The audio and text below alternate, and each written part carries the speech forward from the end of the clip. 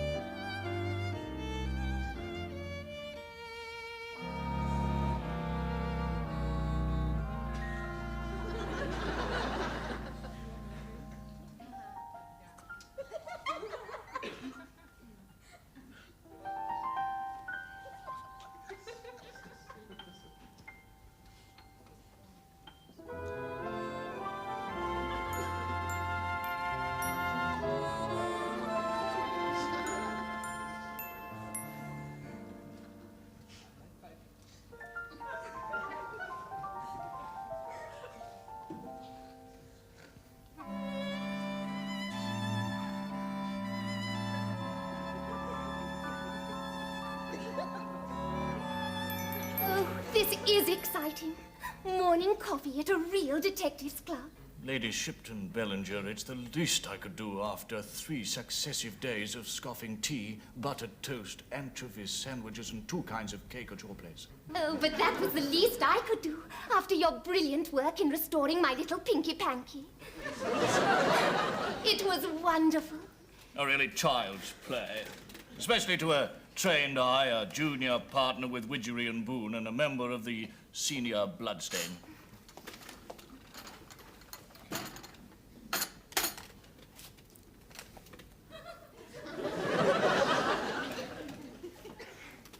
You know, I half guessed your profession the moment I saw you. Something, that air of brooding, inscrutable melancholy. I felt you must be either a romantic poet or a detective. I've no talent for verse. Mulliner's the name, ratiocination the game. Luckily for me, I was so grateful. In fact, I could hardly express my true feelings with a mere anchovy sandwich. Nor I, Lady Shipton Bellinger, Lady Millicent. And I must warn you that I now intend to make a formal statement and to put to you certain questions which, of course, you are not obliged to answer. Oh, but Adrian, I want to answer. And the answer is yes, my darling. Yes, I do love you. Why did you take so long to ask? I'd have told you 3 days ago. Millicent, then, as with me, it was love at first sight between 11:15 and 11:25. On or about the 29th alt. All my life, Adrian, I've been used to brainless juveniles, eking out their meager eyesight with monocles. Spent forces socially once they fetched you a lemonade and asked if you hunt. To meet a man like you, grave and keen-eyed, speaking fluently of fingerprints, psychology, and the underworld. Oh, what effect do you think it had on me? Yes, pretty stupendous, I should imagine. So I can take it, can I, that we are engaged? You can, my dearest. But for me, it can never be. What? It's my father. He forbids it. I anticipated your proposal and spoke to him last night. When I told him I loved you, he said pooh quite a number of times. And added that he'd never heard such dash nonsense in all his puff. And there's another thing. Sir Jasper Addleton, OBE. The financier? Yes. Father wants me to marry him. Isn't it awful? This needs thinking about. Duty calls for the rest of the week, but I'll consult your father on Saturday, my dear. Oh, that will be too late, my darling. Father's taking me away for a weekend visit to Sussex. Oh, can't you confront him today? I'm afraid not, my love. Even now, Mr. Widgery, my superior, is waiting to brief me for this afternoon's assignment. And what a cruel twist of ironic fate that assignment is. A society wedding, Milliner. That means a close watch on the wedding presents at the reception. The place will be packed with villains. How are they going to get in, sir? By invitation, of course. Pardon? I mean the guests. The flower of English aristocracy. And all so crooked they'll have to bury them with corkscrews. Surely you exaggerate, sir. Exaggerate? Man, do you not know of the widespread moral turpitude rampant among the nobility and landed gentry of this country? Let me tell you, there are dukes, earls... My fiancé's father is the 5th Earl of Brangbolton. You have my sympathy. The fact is, if you jab a pin anywhere in the pages of Debrett, you'll find it piercing the name of somebody with a conscience as tender as a sunburned neck. They're all the same. Dukes, earls, viscounts, baronets. What about OBEs? They want watching. My fiancé's fiancé is a baronet and an OBE. Your fiancé's what? Yeah, the engagement is somewhat unilateral at the moment. See what I mean? Devious, the lot of them. Now, count yourself well out of it, laddie, and get back to duty. Off to that reception. But try and brighten up a bit first, man. You've the face of a pallbearer that heard bad news 10 years ago and never got over it. Some people call it an air of brooding, inscrutable melancholy. Yes? Well, I call it an air of something the cat dragged in. I suppose you think it's evidence of a great soul. Actually, it's evidence of chronic dyspepsia, sir. I've suffered with it since I was a child, and it's been getting worse since lunchtime. Well, do something about it. Go to the reception glowering like that, and any fool could tell you're a detective. You look like Sherlock Holmes with his fiddle stolen. Yeah, I'll go and see a specialist on the way, sir. Well, if you've a mind for that, there's a good man I know in Devonshire Place. Devonshire Place. Well, I should be able to find Devonshire Place. It's a big man is just across the square there. I found it, sir. Good. Look, there's the address. Go and see him. But don't be late at the reception. They're quick off the mark, the English gentry. Hits you just there, does it? About the 3rd button down. And how does it feel? I have the sensation of having swallowed a family of scorpions. Yes, well, it seems that your gastric juices are certainly, to use a medical term, on the blink. Come and sit down, please.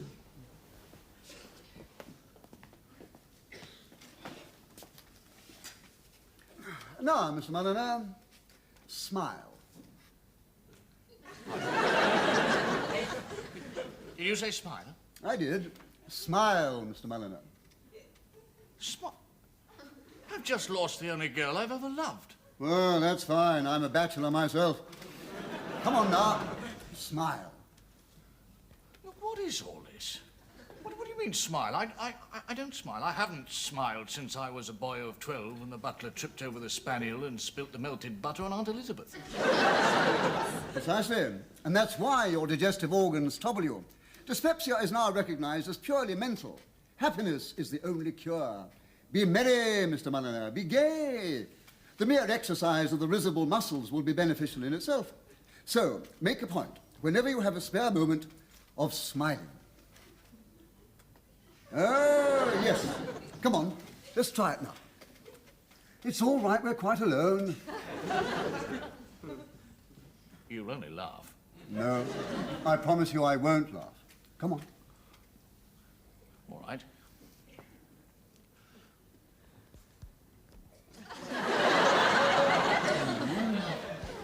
Try it wider.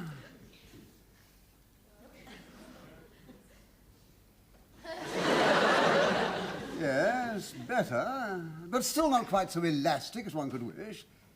Oh, well, naturally, you need the practice. We must expect the muscles to be rusty. Yes, and I'm not really on top of my form today. Still, it does seem to be working. So, here we go.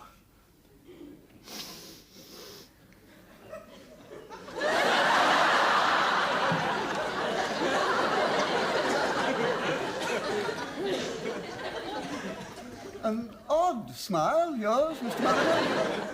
It reminds me a little of the Mona Lisa's. The same underlying note of the sardonic and the sinister. Somehow it seems to suggest that you know all. Fortunately, my own life is an open book, so I am not discommoded. But I think it would be better, for the present, if you didn't smile at invalids or nervous people. Darling, I'm absolutely marvelous.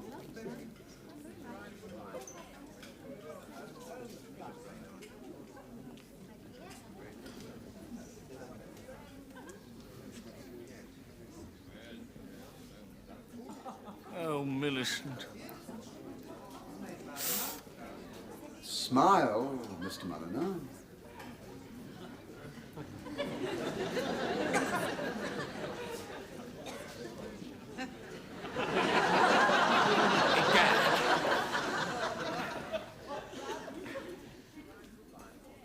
How are you, my dear old chap?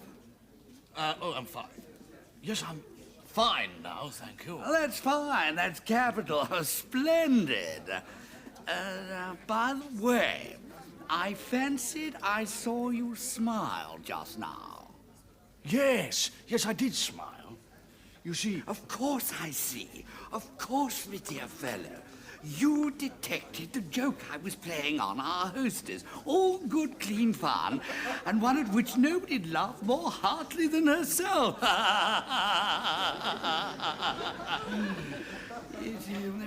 What are you doing this weekend, my dear old chap? Would you care to run down to my place in Sussex? Well, that's very kind of you, but I don't think I know... Of course you don't know. How foolish of me. Here's my card. Sir Sutton Hartley Westping Bott. Yes, that's me. I'll expect you Friday evening, eh? Quite a small party. Lord Brangbolton and his girl, Sir Jesper Addleton, and a few more.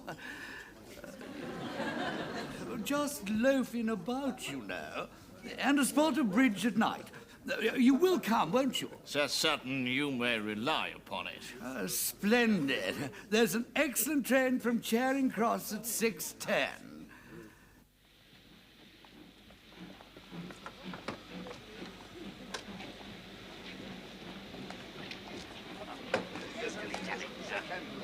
I want to pop it to myself. Yes, Right. Yes. No, somebody in there. Here we are. Right. That's the idea. Thank you.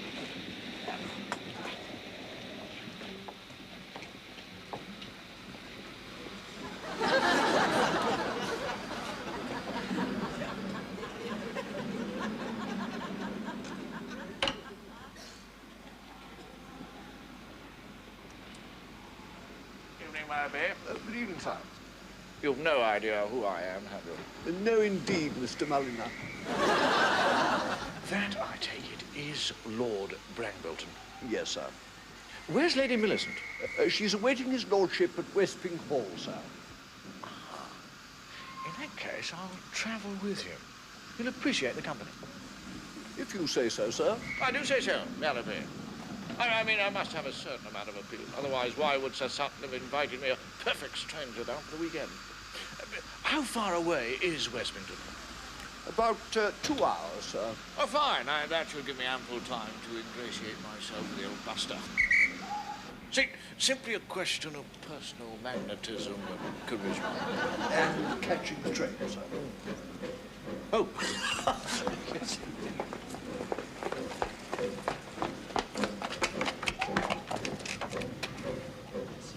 Get out, blast you. Full up. I fear we're going too fast for that, sir.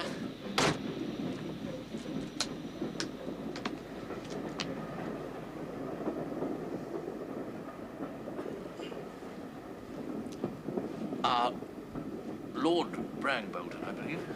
Go to hell. I fancy we're to be fellow guests at Westping Hall, sir. And what of it? Well, I mentioned it merely. Oh, I see. Oh, yes. Well, in that case, how about a little flutter? Ever played Persian monarchs? I think not, sir. Oh, it's quite simple. You see, what you do is, you bet a quid, or whatever it is, that you can cut a higher card than the other chappie, you see. Well, if you do, you win. If you don't, you don't. Sounds a bit like blind hooky, sir. It is like blind hooky. Very like blind hooky. As a matter of fact, if you can play blind hooky, you can play Persian monarchs. Right, here we go then. There we are. Now, You lost, of course. Father usually does well on trains. £20. But I consider it a sound investment. We parted on the most cordial terms, and I'm hoping to press home my advantage. You didn't tell him you're a detective, did you, my darling? No, but I intend to, and I'm sure I can get him to overlook my profession and welcome me gladly as a son-in-law. He's in his room, is he? I believe he's taking a bath before dinner. Splendid, a captive audience. Leave it to me, my angel.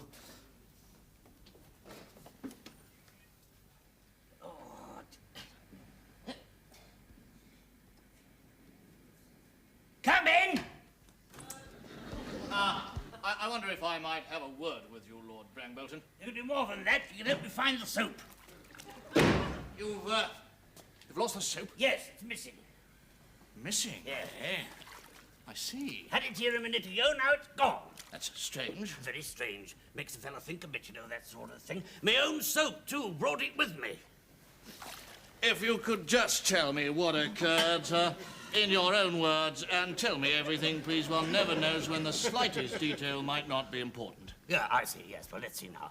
My name is Reginald Alexandra Montague James Bramfield Tregennis Shipton Bellinger, 5th Earl of Brangbolton. Now, on the 6th of the present month, today, that is, I journeyed to the home of my friend Sir Sutton Hartley Westping Bard, here, in point of fact, for the purpose of spending the weekend there, you see. Now, knowing my friend Sir Sutton likes to have his guests sweet and fresh about the place, I decided to have a bath before dinner. Well, I unpacked my soap, and in a short while had lathered myself from the waist upwards. I was just about to get at my right leg, when what do I find but the soap has disappeared? Nasty shock it gave me, I can tell you. Looks like an inside job. Scarcely be the work of a gang, because you would have noticed a gang. Oh, yes. You're sure you've omitted nothing, sir? Well, I was singing, of course. You were singing? What? Sonny Boy.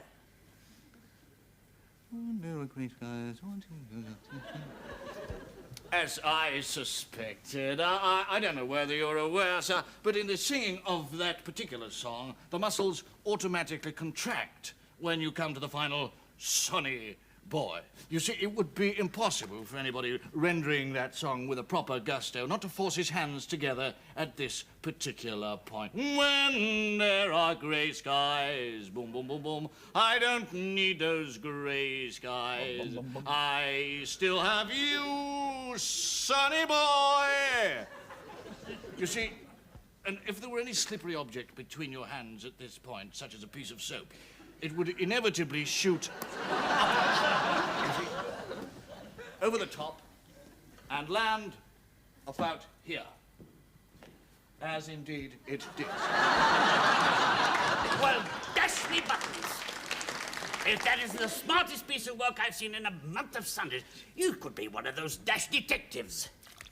As a matter of fact, sir, I am a detective. Mulliner's the name. Adrian Mulliner, investigator. Mulliner? You aren't by any chance the fellow who loves your daughter with a passion he can't begin to explain. Yes, indeed, I am, sir, and I'm hoping to receive your consent to the match. Oh, you are you?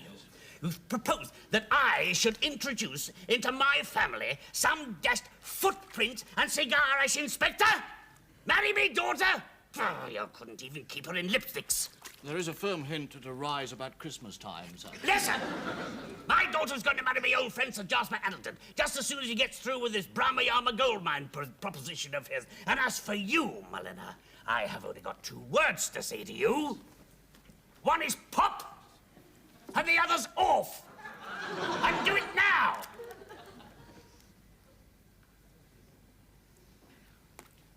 So be it.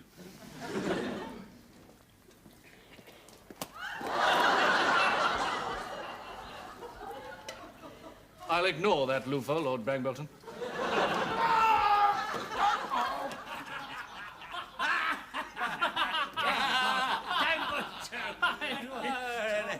Wonderful story. Enjoy the mutton, Jasper. Eh? Oh, yes, thank you. Excellent, son. Yes, yes. So that's Sir Jasper Addleton. You don't like him, do you, dearest? I watched you glaring at him all through dinner. I don't think you even knew what you were eating. I admit it, my love, I don't like him, but you must agree I have reasonable grounds. He is rather fat. Nature has not skimped. I foresee a time when, apart from the problem of the uniform, the prison authorities will have difficulty getting a cell to fit him. Prison? Adrian, what are you saying? What do you know? Well, nothing at all, though Mr. Widgery tells me that nearly all OBEs who dabble in high finance finish in prison sooner or later. Somebody ought to tell him the starting price. And you're just the man to do it. Who, me? Who else? Then I shall, my love. Excuse me, my angel.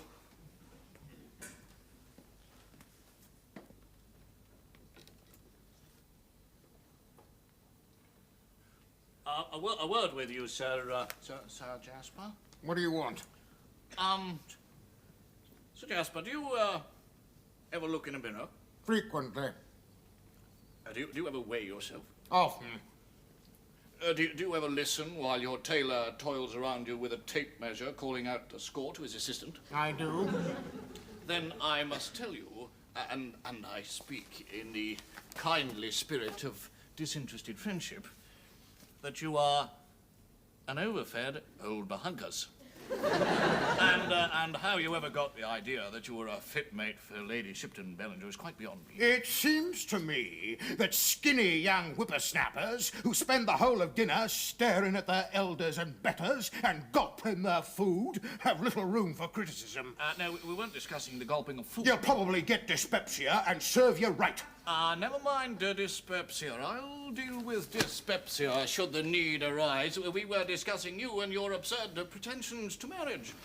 Think of the risk of a financier's life. Nice it would be if that sweet young girl were to suddenly get a wire from you telling her not to wait dinner because you'd just started a 7-year stretch at Dartmoor. What?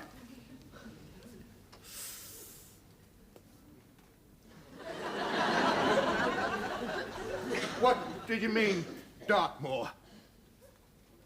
We'll discuss it later, Sir Jasper. A drink. That's what I need, a drink. Dashed low, I call it. What's the matter? I'll tell you what's the matter. This hound here's got a detective down to watch his guests. A dash fellow called Mulliner. A detective? So much for our boasted English hospitality. I call it thoroughly low. I mean to say, if I have some of my society chums down to spend a visit with me, well, of course I chain up the hairbrushes and tell the butler to count the spoons every night, but I'd never dream of going so far as to employ beastly detectives. One has one's code. Noblesse. I mean to say oblige. What? What? Yeah, but I keep telling you, I had to invite the fellow here. Otherwise, he would have exposed me. This fella, is he a tall, dark, thin chap with an odd sort of smile? Yes, one of those smiles that seem to go clean through you and light up all your inner being as if with a searchlight. That's him over there. And he's a detective? Yes, and as shrewd and smart a detective as I ever saw. The way he found that soap. Fella struck me as having some sort of sixth sense, if you understand what I mean. Dash and curse him. On top of which he wants to marry me daughter, Millicent. Of all the nerve. Excuse me. Oh, there you are. Might I have a word with you in private, Mr. Mulliner? I've been thinking things over, and I've come to the conclusion that you were right. I was right. About me marrying. It won't do. So I've decided to take your advice and forget the whole thing. Oh, you couldn't do better. Now, if I were to remain in England in these circumstances, there might be some unpleasantness. So I propose to go quietly away at once to some remote area. Say, South America, for instance. Don't you think I'm right? Oh, certainly. Capital. And there's one other thing. I gather from Brang Bolton that you're anxious to marry Lady Millicent yourself. Well, as by the time of the wedding, I shall probably be in... Well, Kalau is a spot that suggests itself offhand. I should like to give you my little wedding present now. There. Now, remember, not a word to anybody.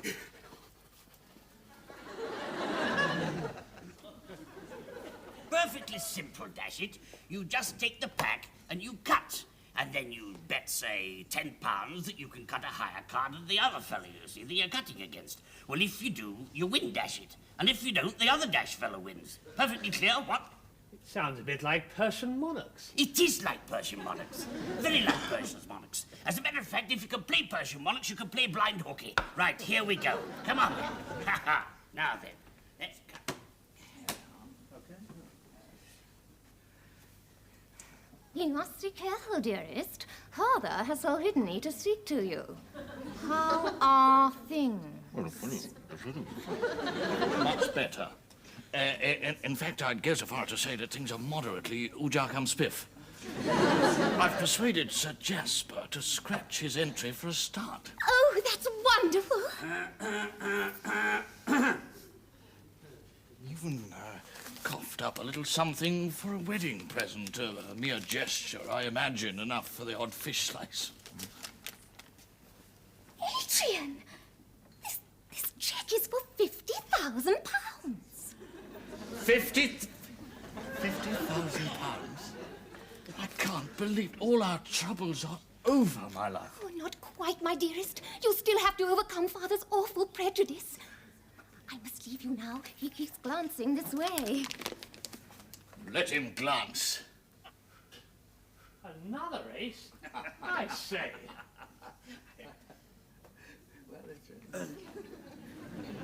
Excuse me a moment, will you, please? Excuse me, might I have a word with you in private, Mr. Mulliner? Now listen to me, Mulliner. Or rather, what is your Christian name? Adrian. Adrian, my dear fellow. Now listen, my memory is not as it used to be, but I have a distinct recollection that I was in my bath before dinner. You said something about wanting to marry me daughter, Millicent. Yes, I did. Yes. Well, you see, I've always felt that the man my daughter married should be a fine, warm-hearted young fellow. like yourself. Oh, thanks very much. Because I saw from your smile just now that you had noticed that I was introducing into that game of blind hooky certain variations, shall we say, inclined to give more interest and excitement, you understand? And I'm sure that you would scorn to embarrass a father-in-law by mentioning any little... Yes, well, to cut a long story short, Adrian, my boy, take Millicent and with her a father's blessing. Millicent, I'm the happiest man in the world. Oh, do you mind not doing that? I only smiled. I know. The bride! The bride! Adrian, dearest, I think you should make a special point of thanking the bishop for that beautiful service. I will, my love. But first, I think we ought to cut the cake, my angel. Here we go. Might I have a word with you in private, Mr. Mulliner?